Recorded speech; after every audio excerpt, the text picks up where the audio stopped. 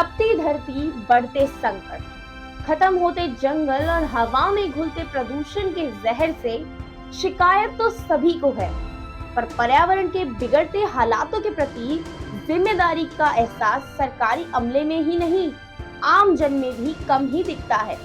जबकि पर्यावरण का मुद्दा समग्र समुदाय से जुड़ा मुद्दा है। उचित योजनाओं के साथ साथ धरती पर उपलब्ध संसाधनों का संयमित उपभोग और सही जीवन शैली ही इस व्यापक विषय को प्रभावी रूप से संबोधित कर सकती है।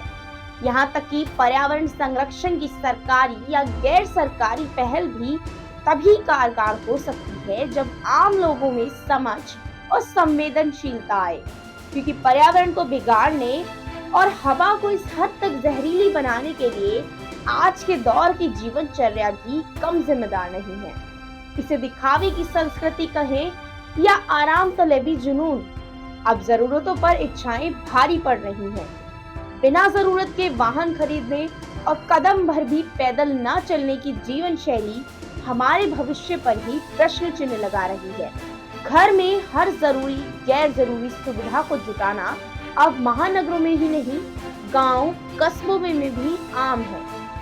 गौर करने वाली बात है कि ऐसी सुख सुविधाओं के आदी हो चले लोग पहले इन चीजों के बिना ही सहज जीवन जिया करते थे। आधुनिक जीवन शैली से जुड़ी ऐसी तमाम आदमी धरती पर अतिरिक्त बोझ बढ़ाने वाले तो है ही, पर्यावरण को भी काफी हद तक नुकसान पहुंचा रहे हैं। दरअसल भोगवादी संस्कृति वाली इंसानी आदतों ने भी कुदरत को कुपित किया है।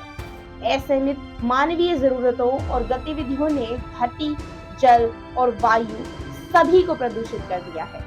जहां पेड़ पौधों के पूजन की परंपरा रही है, वहां पेड़ से लेकर रेगिस्तान तक देश के हर हिस्से में प्राकृतिक संसाधनों का जमकर दोहन हो रहा है।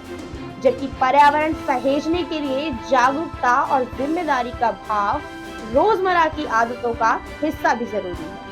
इस जिम्मेदारी का सबसे पहला पड़ाव पर्यावरण के दोहन को रोकने का ही है।